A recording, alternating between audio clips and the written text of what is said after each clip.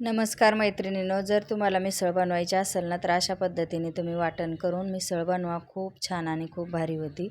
तर चला मग तुम्हाला मी कसं वाटण काढलं आणि कसं भाजून घेतलं, कसं बारीक केलं तर ते दाखवते.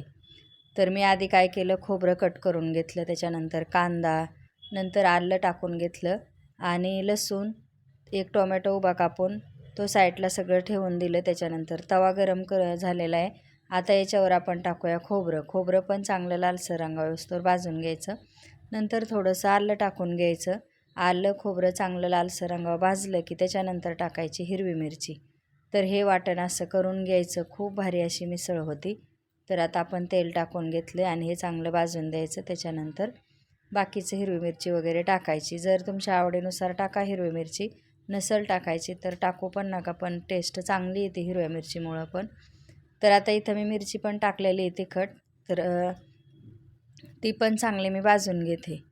तर हे वाटण मी तुम्हाला फक्त मिसळसाठी दाखवते. तर इथं लसूण थोडासा जास्त घ्यायचा, एक टोमॅटो उभा कापून घ्यायचा आणि कांदा पण चांगला परतून घ्यायचा लालसर रंगावर. एक टोमॅटो पण त्याच्यातच वाटून घ्यायचं भाजून. तर असा आहे मिसळचा मसाला. तर तो वाटून घ्यायचा बारीक. तर चॅनलला पण सबस्क्राईब करून घ्या आणि व्हिडिओसुद्धा शेअर करत जा. तर इथं मस्तपैकी असं मिसळचा बेत चालू आहे आणि सगळं भाजल्याच्या नंतर थोडीशी खसखस पण टाकायची आणि हे वाटण तयार झालेलं आहे. चला बाय सगळ्यांना.